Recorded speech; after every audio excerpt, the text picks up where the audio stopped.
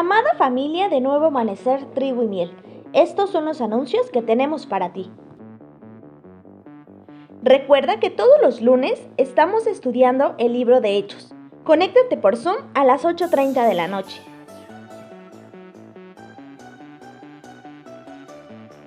¿Tienes alguna petición de oración?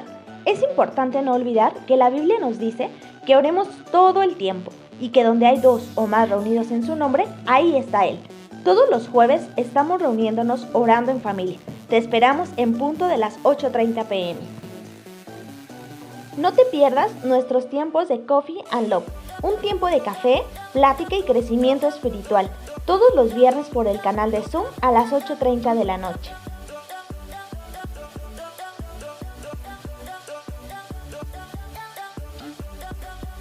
Te esperamos en nuestra reunión general, los días miércoles a las 7 de la noche y los domingos a las 10 de la mañana.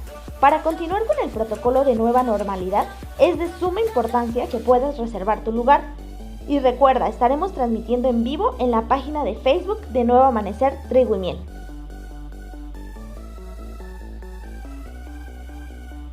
Y para tus pequeños, tenemos un lugar especial para ellos, donde estarán cómodos, seguros y tendrán un crecimiento espiritual.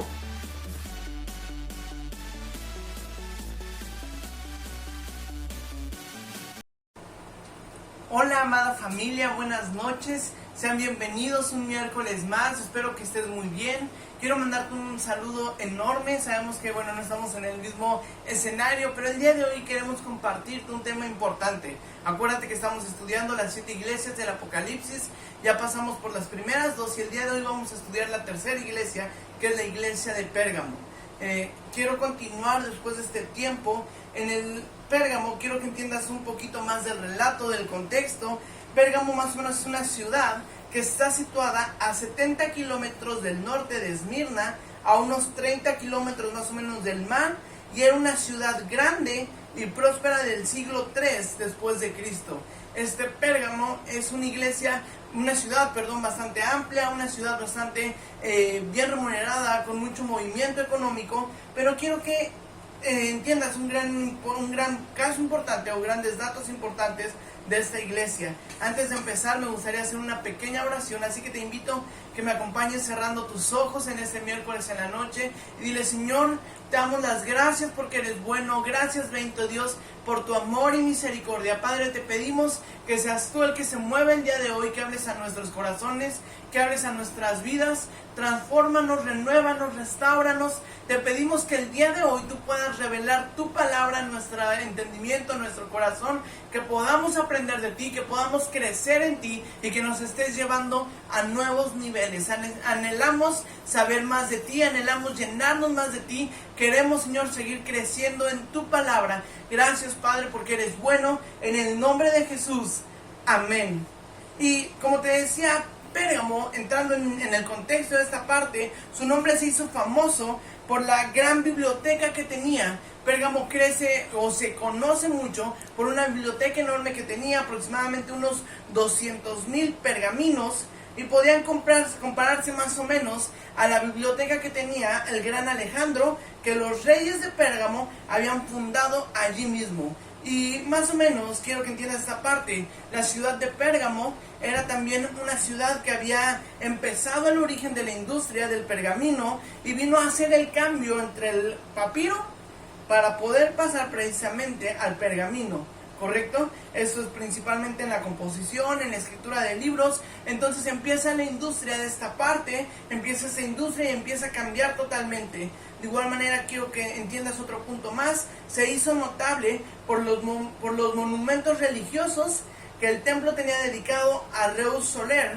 Reus Soler era un nombre griego para Júpiter el Salvador, y dedicado al dios de la medicina, Asclepio o Esculapio, ¿correcto? Esta insignia es una insignia que traía una serpiente envuelta, inclusive todavía se maneja para las farmacias, como emblema de farmacias.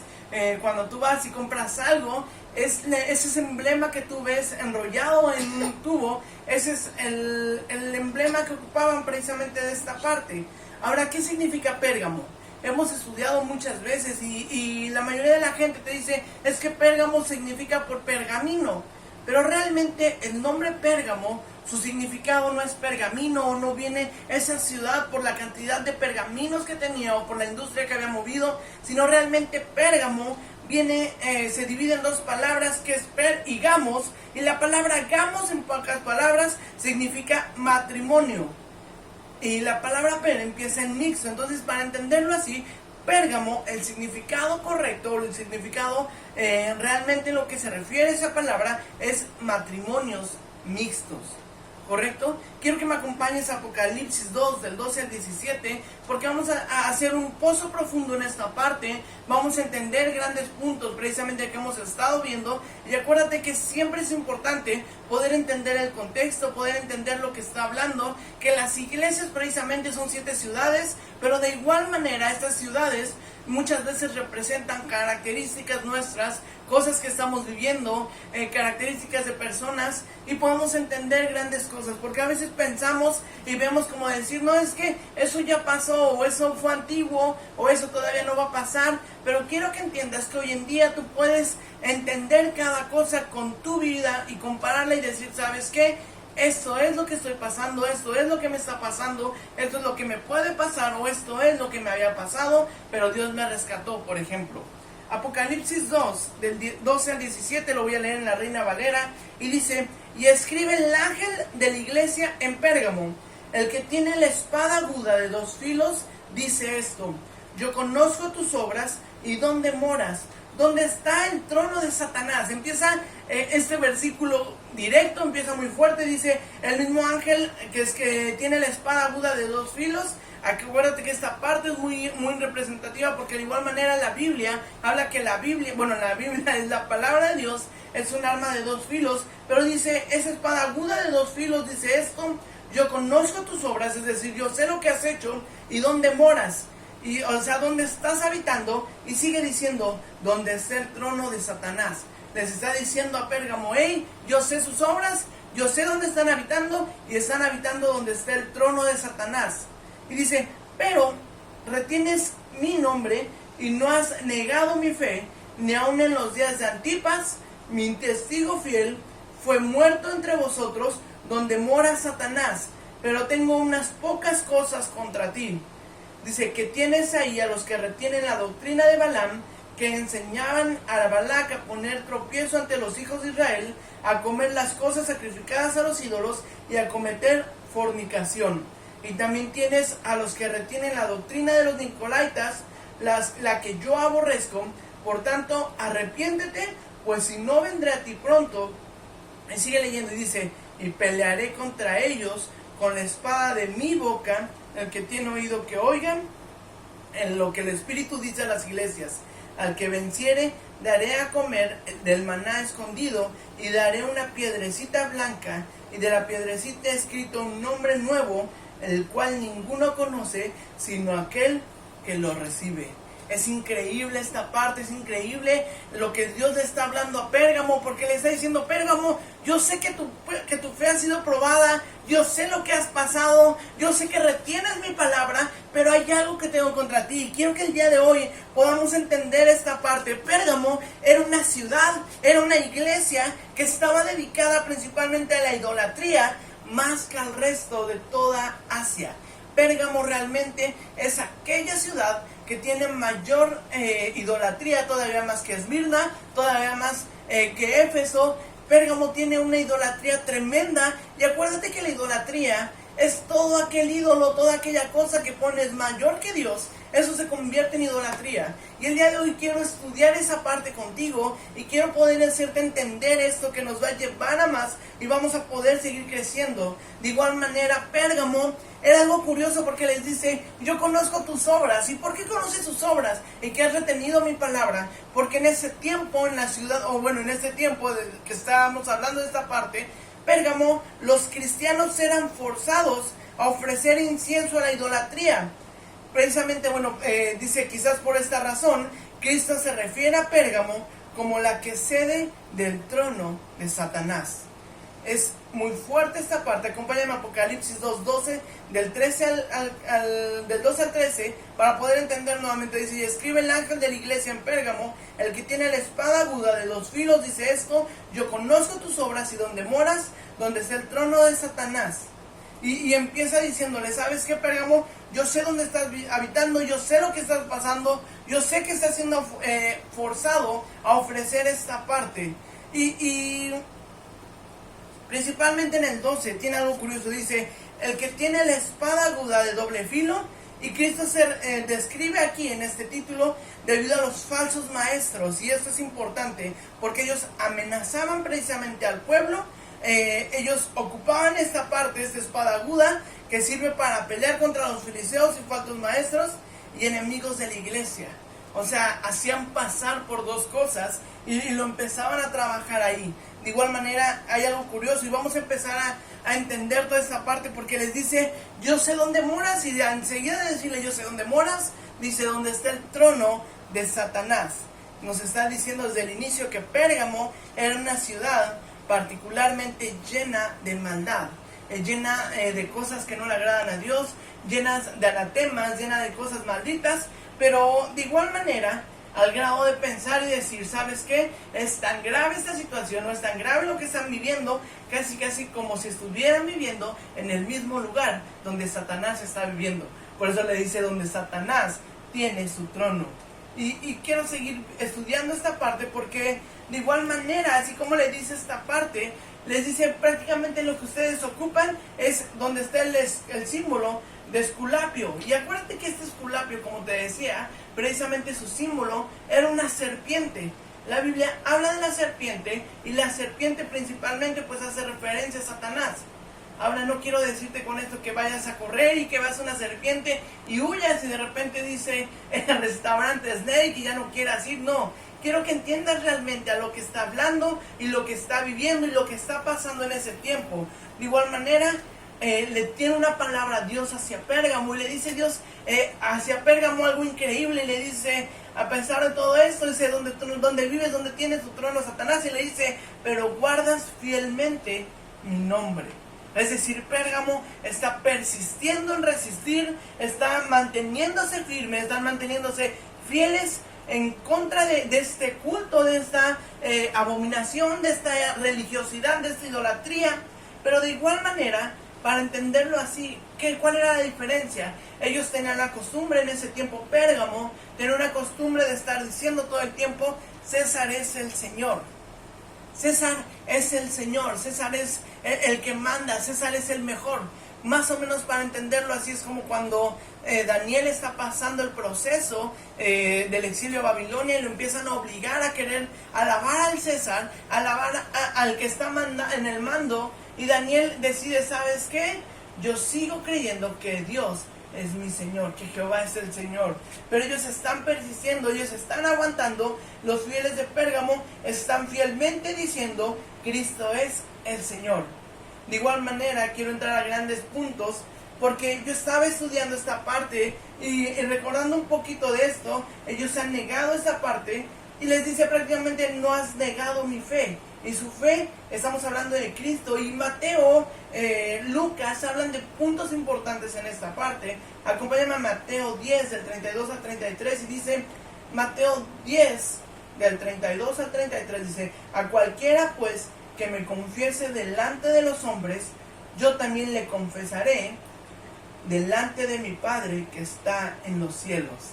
O sea, Pérgamo les está diciendo: hey, Pérgamo, siguieron bien lo que yo les he mandado. Que a cualquiera que delante de los hombres no se espanta, no teme, no dice: es que mi jefe me va a correr, es que si yo digo que soy cristiano no me van a contratar. Sino dice: a cualquiera que me confiese delante de los hombres, yo también le confesaré delante de mi Padre que está en los cielos. Pero de igual manera el 33 es una palabra muy fuerte y dice: y cualquiera que me niegue delante de los hombres, cualquiera que diga: es que me da pena decirle a mi mamá, me da pena decir en el trabajo que conozco de Dios, me da pena en la calle decirle a mis amigos que conozco de Dios, ve esto y grábatelo bien. Dice: cualquiera que niegue delante de los hombres, yo también le negaré delante de mi Padre que está en los cielos.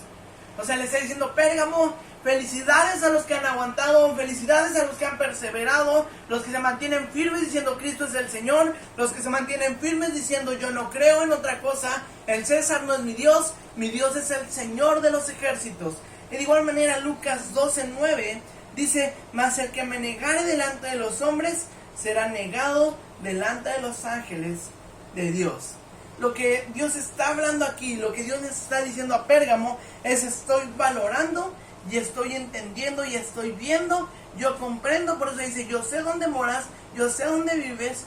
Lo que está dándole Dios es el peso de esa fe que está teniendo la iglesia en Pérgamo. Principalmente, y algo curioso que tiene, porque quiero que entiendas, ahorita vamos a pasar esa área.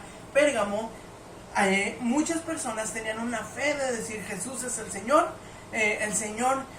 Dios es el Señor, Dios es el creador de todo. Pero vamos a ver por qué entra en varios detalles, porque la Biblia no nada más dice muy bien, gracias por perseverar, persiste, como en Esmirna le dice: continúa, yo voy a estar ahí, continúa, aguanta, yo te voy a llevar a nuevos niveles. Sino realmente tiene algo curioso.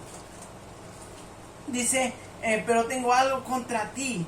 Y prácticamente lo que está pasando aquí es que la iglesia de Pérgamo se había puesto a prueba durante los tiempos más o menos cuando Antías fue muerto entre ellos. Por eso dice que inclusive ustedes perseveraron cuando murió mi discípulo Antías. Sobre Antías, si tú buscas un poquito más, lo único que vas a poder encontrar es que es un cristiano fiel que muere por su fe en Cristo. Prácticamente, y de hecho de ahí viene una palabra que es como testigo. Y la palabra testigo viene de la palabra griega martus, que hoy en día se traduce como mártir del evangelio. Aquella persona que dice: yo muero por Jesús, y pase lo que pase, se levante contra lo que se levante y tenga que morir, mi fe va a seguir perseverando y va a seguir continuando. Y eso me impacta porque quiero hacerte entender algo, iglesia. Los días cada vez son más complicados. Gracias a Dios en México tenemos mucha libertad de poder compartir, de poder predicar, pero realmente quiero que entiendas que hoy en día, en diferentes lugares, en diferentes regiones, si tú dices soy cristiano, eres apedrado, eres señalado, eres decapitado, eres quemado junto con tu familia. Y quiero que veas esta parte. De igual manera, quiero seguir leyendo y quiero seguir entrando en parte de la palabra. En el 14, precisamente Apocalipsis 2:14 dice: pero tengo unas pocas cosas contra ti. Y le está hablando ahora hacia a Pérgamo. Le está diciendo: Pérgamo, yo sé dónde estás viviendo, yo sé lo que estás pasando. Yo sé que inclusive cuando mi siervo Antías fue muerto y fue acabado por su fe, tú perseveraste. Pero le dice: pero tengo unas pocas cosas contra ti.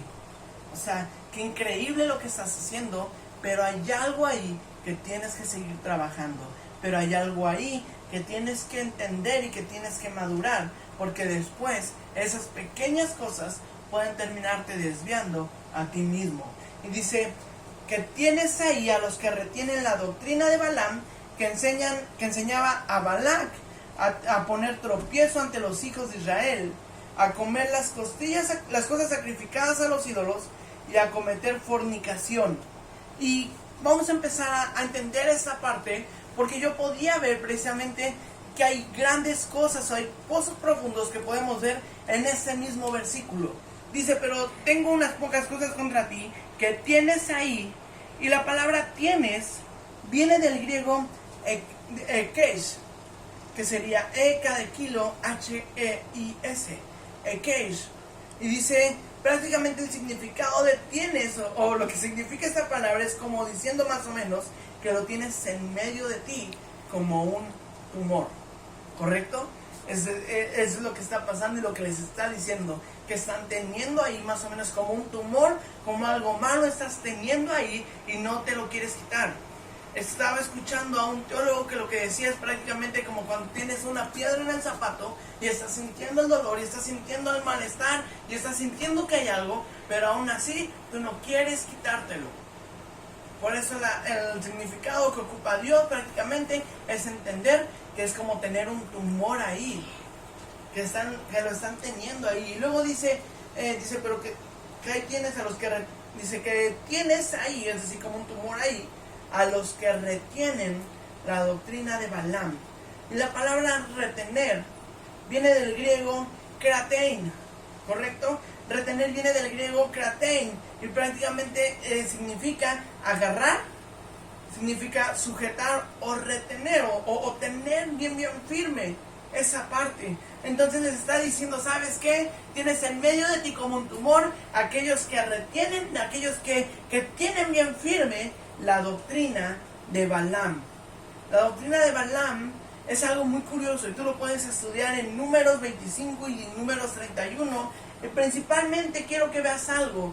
Esa doctrina de Balaam era como una doctrina. Para empezar, Balaam es un ídolo, ¿correcto? Es prácticamente un dios que se hacía precisamente los pueblos enemigos, pero llevaba algo principal. Y el primer paso, la primera cosa que provocaba ese tropiezo es que decían que se podían casar los de Israel con cualquier mujer de cualquier lugar. Si tú recuerdas un poquito estudiando jóvenes, veíamos precisamente que Dios habla a no casarnos con yugo desigual. Y con yugo desigual decíamos que no nada más a veces es religión, también es la mentalidad, también es lo que estás pensando, también son las visiones, son los propósitos. Y podemos seguir estudiando y podemos seguir viendo que lo que está haciendo esta persona o estas personas están reteniendo esa doctrina. Y número uno, y te lo voy a empezar a estudiar así, nosotros no debemos ser de tropiezos a nadie. ¿Y cómo me refiero a eso? ¿A qué me refiero a esta parte? Empieza a ser directo y decirles, ustedes están reteniendo a los que están haciendo caer a otras personas. Acuérdate que algo que vemos muchas veces en el Antiguo Testamento es que los reyes o los reyes de Israel empezaban a desviarse, empezaban a hacer cosas erróneas y obligaban igual, en cada esquina habían altares de Balaam, habían altares de acera. Entonces esta parte empieza a desviar al pueblo de Israel y por querer decir no hay problema, no pasa nada. ¿Qué va a pasar? Uno no es ninguno. Y quiero que entiendas esta parte. No se trata de decir yo soy bien religioso y ni siquiera puedo respirar porque sé que es pecado. Pero sí tienes que entender que una cosa es no ser religioso y otra cosa es permitir las cosas que no son correctas. Dios nos mandó a ser radicales, a ser diferentes, pero no permitir el pecado en donde estás viviendo. Entonces quiero que entiendas esta parte porque a mí me impacta mucho y estábamos estudiando hace unos días con mi esposa y hablaba yo con ella y le decía, ¿sabes qué? Es que es tan delicado porque a veces los mismos padres cometemos el error que sabemos que se están haciendo cosas malas y nosotros mismos somos los primeros en esconder esta situación y decir, no se lo lleve policía, él es mi hijo. Oye, pero pasó esto, no se lo lleve policía, él es mi hijo. Sabíamos de un caso de un señor que el niño se había robado una moneda y nos estaban contando que a los 6 años se robó una moneda en la escuela y el papá llegó directo al MP y en el MP le dijo, vengo a levantar un acta administrativa, una denuncia contra mi hijo porque se robó una moneda. En la misma MP le decía, es que señor, usted no puede hacer eso. Y le dice, ok, no se preocupe, usted no me va a decir qué puedo hacer y qué no, pero sí le voy a decir algo. Mi hijo se va a quedar aquí unas horas para que él pueda entender esta parte. El niño lloraba, el niño sufría, el niño se quejaba por esta parte que lo estaban llevando. Dice el Señor que se quedaron 2 horas ahí sentados en las sillas. Y después de estar viendo entrar y salir y ver todo lo que se estaba sufriendo, el niño dijo, no lo vuelvo a hacer. Hoy en día el niño tiene aproximadamente 11 años y es un niño que se ha apartado de muchas cosas porque desde el inicio los papás no permitieron que estuvieran conviviendo con esta parte y que empezaran a tropezarse de diferentes cosas. Quiero seguir estudiando esta parte y quiero seguir llevando esta área y sigue diciendo precisamente donde dice donde empieza el descuido esta parte. Ahora te voy a hacer una pregunta importante porque yo sé que a lo mejor está pasando por tu mente el decir, ¿cómo es posible que ellos están manteniendo la palabra, están creyendo en Dios y a pesar de eso ellos siguen tropezando, ellos siguen cayendo, ellos siguen teniendo situaciones?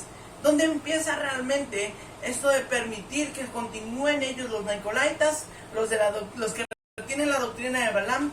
¿Cómo es posible que estén ahí? ¿Y cómo fue posible? Muchos historiadores le dan precisamente la razón o esta situación o esta parte se la dan a que el pueblo de Israel se enfocó, o estas personas de Pérgamo se enfocaron nada más en su salvación propia. ¿Cuántas veces no hemos escuchado? Pues ya ni modo, si no quiere entender, ni modo. Y aunque siga haciendo lo malo en la casa, no importa. Ya será de él y Dios le va a hablar en su tiempo.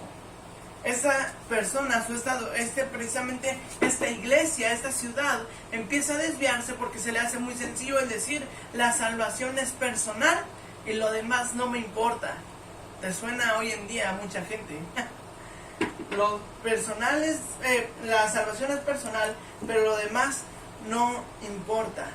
De igual manera, ellos empiezan a tener esta parte o empiezan a dejar esta área porque se les olvida algo principal. Romanos 16, 17 dice algo increíble. Quiero que me acompañes en tu Biblia. Velo abriendo, abre tu Biblia. Romanos 16, 17 dice: mas os ruego, hermanos, que os fijéis en los que causan divisiones y tropiezan en contra de la doctrina que vosotros habéis aprendido y que os apartáis de ellos. ¿Correcto? No sé si te ha tocado, y yo sé que cualquier parecido con la realidad es obra del Espíritu Santo, pero quiero que entiendas algo. Va a haber gente que no te va a aportar nada de bendición a tu vida, y aunque tú quieras seguir teniendo y continuando la situación así, lo único que va a provocar problemas en tu vida. No todo lo que está cerca de ti te va a ayudar a bendición, y tienes que entender bien qué es lo que te ayuda a prosperar y qué es lo que te ayuda a alejarte más de los principios que Dios te está llevando. Por eso Romanos 16, y lo que está pasando en Pérgamo, es que Pérgamo se olvidó de esa parte, se olvidó de lo que había hablado Pablo. Pablo habla esta parte y lo dice tal cual: mas os ruego, hermanos míos, que os fijéis en los que causan divisiones. Pero es que es mi amiguísima. ¿Cómo crees que no? Si es mi mejor amiga, es mi cuata, es mi compañero. Y quiero que entiendas algo. Os fijéis en los que causan divisiones, y ve esta parte, y tropiezos en contra de la doctrina que vosotros habéis aprendido, y que os apartáis de ellos. ¿Correcto? Recordarás un poquito lo que habíamos estudiando en lo que estamos estudiando en Hechos. Estamos viendo esta parte, y precisamente como el pueblo empieza a apartarse, como precisamente empieza a haber situaciones en Éfeso por esta situación de permitir alguna doctrina falsa, o que personas se metan metiendo su intención de su idea en lugar de decir lo que la Biblia está hablando. Quiero que entiendas algo. Tus caminos, mis caminos pueden ser perversos, pero con Jesús nuestra vida empieza a ser transformada y a ser direccionada de forma correcta. Recuerda esa frase que te decía la semana pasada: no ocupes a Dios para tus propósitos, mejor ocupa tus propósitos para Dios. Y entonces vas a entender que lo que estés haciendo va a ser algo correcto y no va a ser algo que estés buscando. Porque hay gente que dice: ¿pero qué tiene? Porque estamos haciendo lo correcto, porque es de Dios. Y Dios te dice: sí, pero es que todo tiene una forma, todo tiene todo tiene un orden, todo tiene algo correcto, y no es como tú quieras, es como yo te vaya diciendo. Ahora entiendes por qué Dios deja instituidas las autoridades en esta tierra. Ahora entiendes por qué todo tiene un control y todo tiene un orden. Y quiero que sigamos leyendo, y quiero que sigamos viendo esta parte, porque les dice algo increíble o algo fuerte. Dice: tienes ahí a los que mantienen la doctrina de Balaam. De hecho, si tú te das cuenta, lo dice dos veces, y les dice tienes y retienes. Estas dos palabras las repite, y le está hablando directamente al pueblo de Israel. Balaam lo que estaba provocando, lo que quería, a pesar de lo que está diciendo, y quiero que hagas esta parte, empezando a estudiar o empezando a ver, en ese tiempo la doctrina de Balaam no estaba en contra de lo que decía la Biblia. La doctrina de Balaam no está diciendo: no, es que Dios no es el único. La doctrina de Balaam no está diciendo: no, es que no deben de hacer esto. La doctrina de Balaam, y ve esta parte para entenderlo más sencillo, porque el diablo va a ser muy fácil y muy sencillo de poder hacer las cosas. La doctrina de Balaam no quería oponerse a Dios. Realmente lo que estaba diciendo es únicamente lo que Dios, lo que estaba diciendo es lo que Dios dijera, pero, y ve esta parte importante, la doctrina de Balaam es comprometerse con el error. Aunque no se opone personalmente ni directamente a Dios, te compromete con el error o con lo que está incorrecto. Aunque digas, es que no hay problema en esta área. ¿Te acuerdas que decíamos en cuestión, por ejemplo, de los libros apócrifos? Los libros apócrifos no está mal que los leas, pero lo que está mal es que lo ocupes como verdad absoluta o como lo que está diciendo una palabra de parte de Dios. Entonces Balaam le hace muy sencillo el decir, ¿sabes qué? Pues vamos a empezar a vivir con lo que dice Filipenses, para entenderlo así, más lo que dice el libro de Macabeos. Curioso, ¿verdad? ¿Te suena alguna religión? ¿Te suena alguna forma de vivir? Hay gente que dice, no, es que no hay problema seguir haciendo esto. Pues síguele. Mientras tú sirvas, no importa. Mientras tú diezmes, no importa. ¿Qué importa si te congregas? Tú puedes diezmar. Y Dios te dice, no dejando de congregarse como tienen unos por costumbre. No importa si no diezmas, tú puedes ir. Y Dios te dice, ¿sabes qué? Probadme ahora esto, si no multiplicaré hasta que sobreabunde el grano y el trigo. ¿Correcto? ¿A qué voy y qué énfasis quiero hacerte entender? Que la Biblia no es para agarrar partes y acomodarlo a tu gusto. ¿Correcto? Para aquellos que dicen, no, es que ¿para qué tener un pastor? Yo soy la cabeza del hogar. Dios te dice, sí, pero yo dejé instituciones, yo dejé indicaciones y yo te dejé y te dije cómo tienes que dirigirte. No se trata de que tú estudies solo, no se trata de que tú estudies sola, se trata de que no olvides de congregarte, porque eso es lo que te llevará a un crecimiento. Acuérdate que la palabra te da un crecimiento, pero el convivir en la congregación te da una madurez de forma correcta. Y lo que hoy en día todos necesitamos no solo ese crecimiento, sino es una verdadera madurez. Como te decía mi pastora, tiene esa palabra muy grabada y la dice cada vez que sube un podcast. Dice, no todo el crecimiento da madurez, pero toda la madurez da un buen crecimiento. Entonces quiero seguir viendo esta parte porque me impacta y me lleva un poquito más. Y tienes precisamente, podamos seguir estudiando.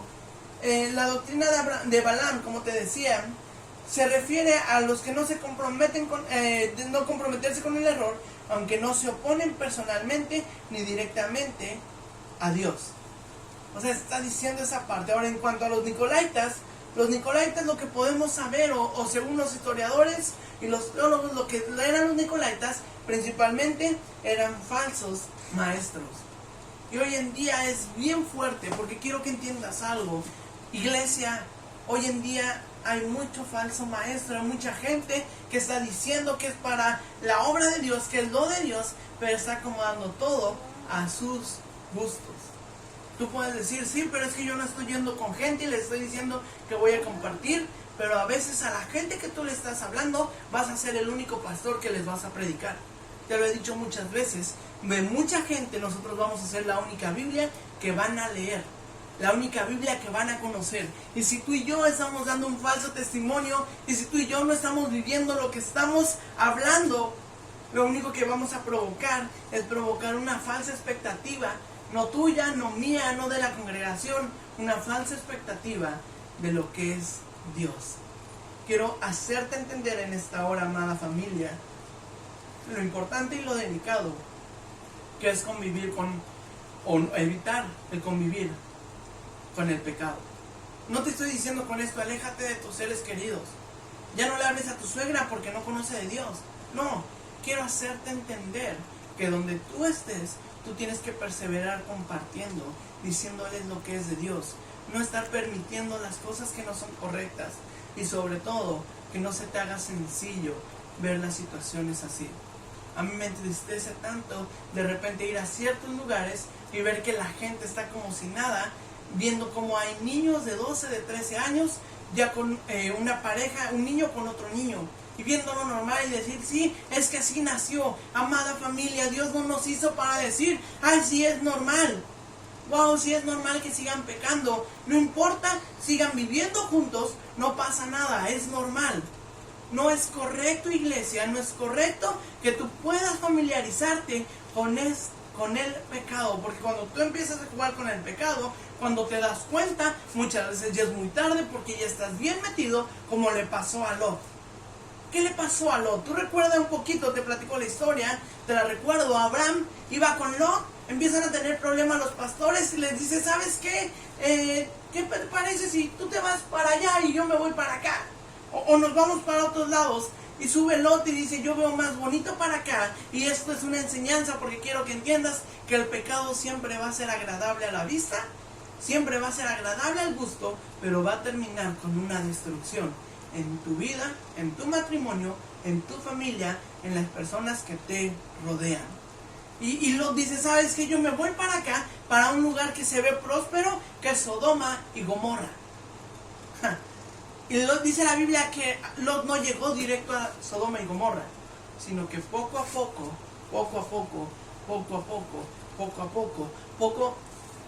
poco se fue acercando hasta llegar a Sodoma y Gomorra y estar en medio. Al grado que cuando llegan los ángeles, van pasando por ahí, empiezan los de Sodoma y Gomorra a quererse tener relaciones sexuales con ellos. Y para Lot es tan sencillo como decir, no haga nada, les doy a mis hijas que son vírgenes. Está haciendo algo bien con algo incorrecto. Está guardando esa parte, ofreciendo algo que no es correcto. No caigas en esas partes, iglesia. Ten cuidado con esas áreas, ten cuidado con esta parte, porque viene esa palabra y dice, sigo leyendo en Apocalipsis, también tienes a los que retienen la doctrina de los Nicolaitas, como veíamos la doctrina de los Nicolaitas, eran falsos maestros, y dice la que yo aborrezco. O sea, no dice nada más la que yo no estoy de acuerdo, tal cual dice la Biblia, la que yo aborrezco. Y viene, aparte de ese pero, de decir, ¿sabes qué? Hay un pero, siempre viene una solución. Y la solución que Dios le dice, por tanto, hay una solución. Di conmigo, hay una solución. Correcto. Y quiero que veas esta parte. Por tanto, arrepiéntete, pues si no vendré a ti pronto y pelearé contra ellos con la espada de mi boca. Y sigue diciendo, el que tiene oído, oiga lo que el Espíritu dice a las iglesias. Al que venciere, daré a comer el del maná escondido, y daré una piedrecita blanca, y en la piedrecita escrito un nombre nuevo, el cual ninguno conoce, sino aquel que lo recibe. ¡Wow!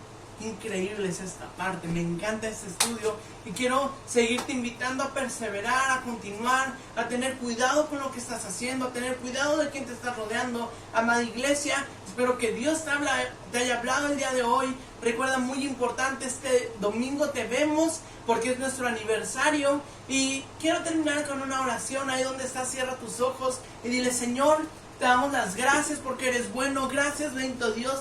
Padre, te pedimos que esta palabra quede grabada en nuestro corazón. Seas tú el que nos esté llevando, seas tú el que nos esté instruyendo, seas tú el que nos esté dando un crecimiento y una madurez de forma correcta. Señor, no queremos ser nada más oidores de tu palabra, no queremos nada más llenarnos de conocimiento, sino queremos ser hacedores de tu palabra y ser dignos representantes de tu reino.